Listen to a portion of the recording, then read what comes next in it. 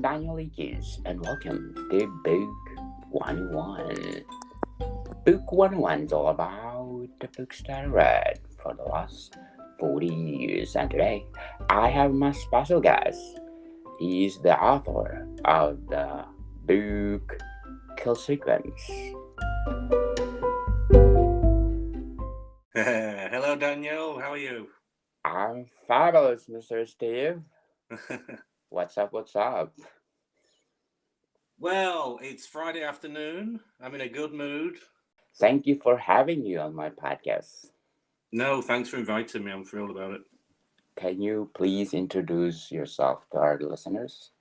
Yeah, so my name's Steve Griffiths. I have my first novel, Kill Sequence, published this year, this March just gone, with an American publishing house called Conservatarian Press. And Kill Sequence it's an action thriller with a touch of techno thriller, a few laughs, well, a lot of laughs, I hope, lots of twists and turns, and hopefully it's a lot of fun. Oh, that should be awesome. What inspired you to write this book? Well, I'm getting on now. I'm 49. I had to think about that. And when I was around about 47, I had a little bit of a moment of realizing that I've spent my whole life planning to write. I'd always said, and this is an old story, but I'd always said one day I'm going to write books. And I just never got, and I'm talking about, from the age of 13 when I was reading Stephen King novels. And it was all I wanted to do, and then life got in the way. And so when I was 47, I think it was on my birthday, I thought, no, I need to actually write that book, otherwise I'll be on my deathbed wondering why I didn't write that book. So I started, and genuinely, I didn't know exactly what Kill Sequence was going to be about until I was about 5 chapters in, and I thought, oh, that's what it is. And it was quite the process, really, because it kind of told itself to me as I went along. When you're writing this book, what environment you need to inspire the most? Well, I have a home office because I work from home.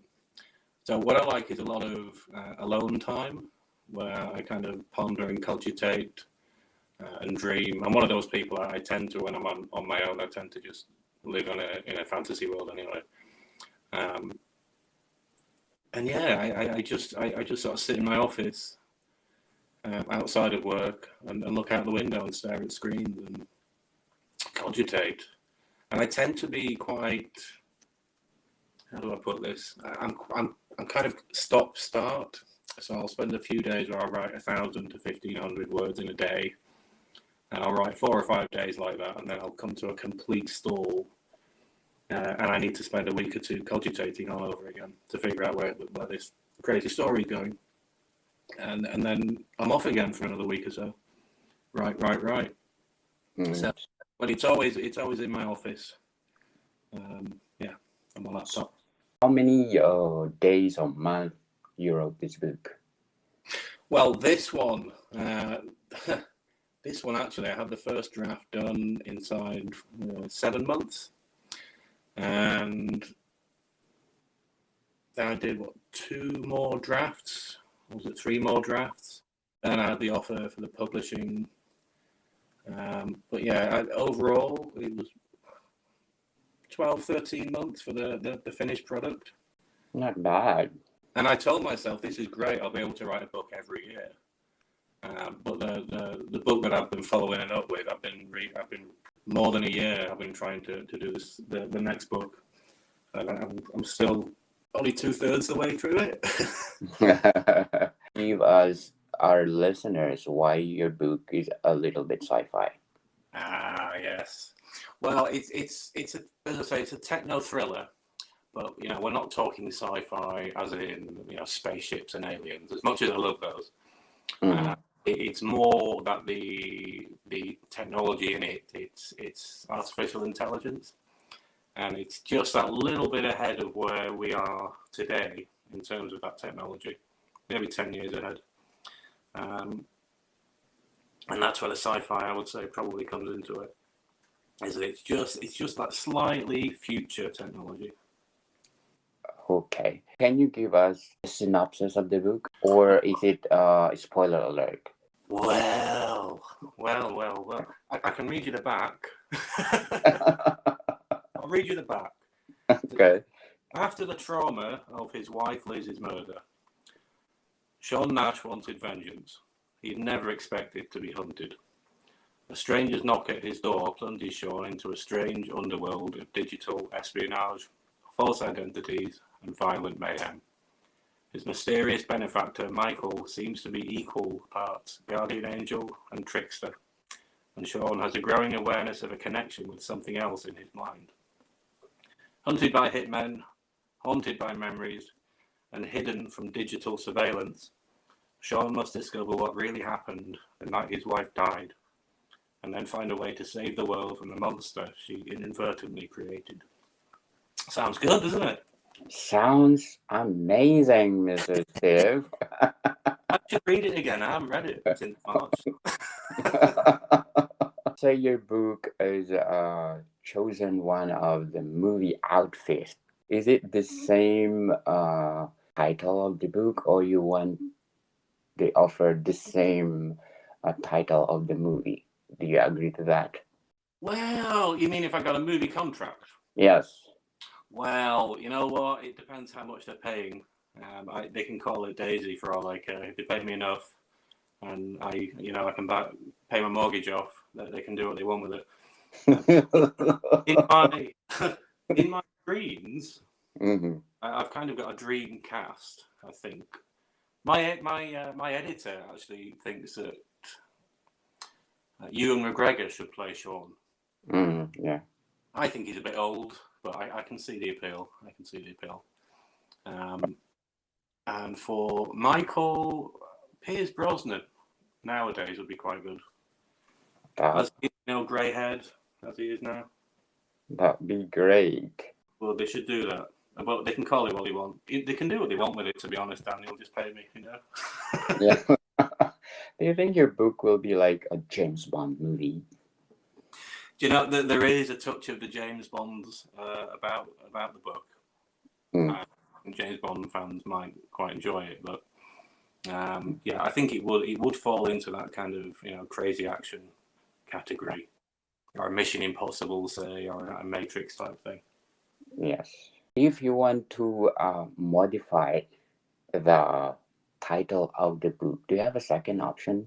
If you have been given a chance, okay, let's change the title of the book to make it more better, to make it more, accepted for young audiences. Oh, I see what you mean. I guess you could just call it Sequence. Mm-hmm. That might, yeah. I suppose you could do that. There's a lot of killing in the book. That's the thing. Let's say for all those millennials, they love kill.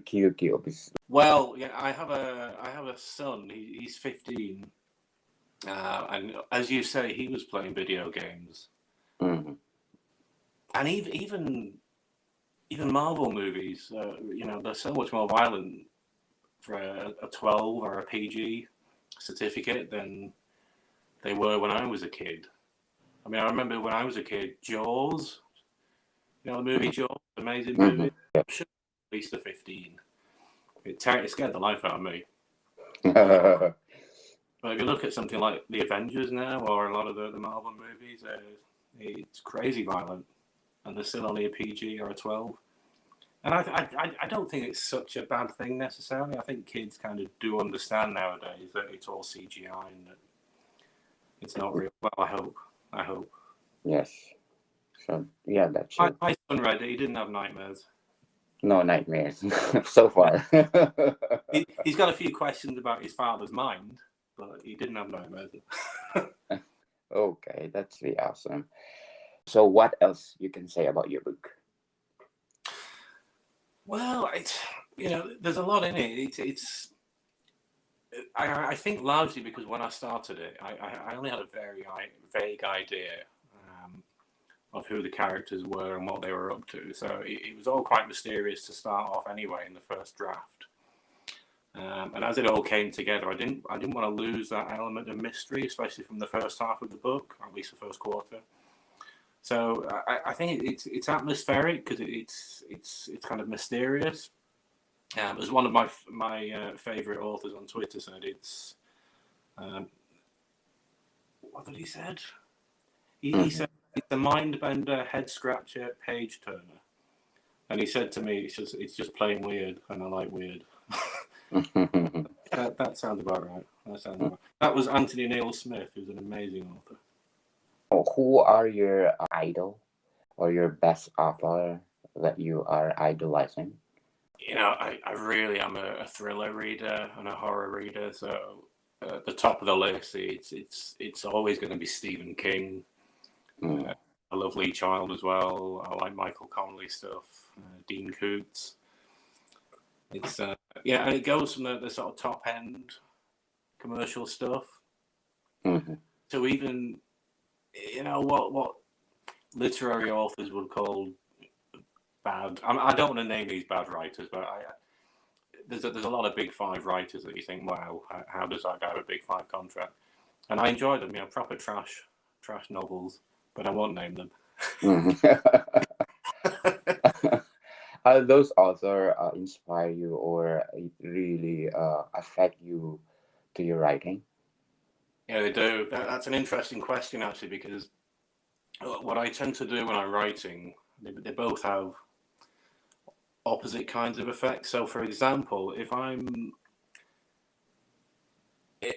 writing and I'm reading a Stephen King novel on the side, then what I find is when I'm reading Stephen King, I'm thinking, oh God, why do I even try? I can't do this.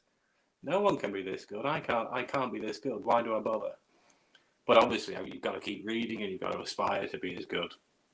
You never will be, but you've got to aspire. Definitely. And so what I will do then is once I've read the King novel, I'll pick up one of those trash novels that aren't so good, and then I feel great. Then I'm reading it and I'm thinking, oh my God, I'm better than this. I'm much better than this. So it's kind of a mix of aspiration and inspiration, I suppose. So do you think you'll be the next Stephen King? No. I'm gonna say no. You're gonna replace Stephen King? Yes. That would be nice. I don't think I'd want all the fame though. Yes. I'm too private a person, really. So I'd want to be a bit more anonymous than that. But yeah. I think Stephen King started with a humble beginning, right? Yeah. I think he was sending his short stories to every publisher and every editor in town, wasn't he? Took him a long time, like the rest of us. I think it's a different industry nowadays, though, isn't it? Because nowadays we have the self-publishing industry, which has done so well, and there's all the independent publishing houses that I'm lucky enough to work with. So there's a lot more encouragement, I think, for writers. So there's an awful lot of incredibly talented writers out there now, and there just aren't as many agents, and there's only the Big Five for the big contract money, the big money. So in one way you could say, well, there's more competition now, but you can't look at it as competition because all these other writers are just amazing. They really are. True, because it's like open to everyone that who are top. Yeah, exactly. And I read a lot now of indie authors, whether it's publishing houses or self-published writers, and they're just incredible. They're not the trash novelist. These guys are incredibly good, and I am talking about Anthony Neil Smith and Richard Eyre and Craig Tolson. This week I read, you won't believe this, I don't believe it, because I'm a thriller reader. Yes. This week I read a romance novel, and it was amazing. It blew my mind. It was a girly romance novel, and it was incredible. So can we talk that for our second episode? let's do review for what books that you read. Yeah, sure. Well, That'd be, all the romance novels. yes, that'd be awesome. Can we? Can you be my guest every week and talk about the books that you read? It's been a long time. I'm looking for my podcast co-host. So I think you are qualified to my podcast co-host. Oh, I don't know. You just want someone that sounds like a nerd. That's what. But I think you are a nerd, Mr. Griffith. Right? I am. I am a nerd. A so, nerd. so tell us, writing again another novel right now? Can you give a little bit peek on what you're writing right now? I'm glad you asked. Yeah. So when I was writing Kill Sequence, I had another two books in mind as sequels.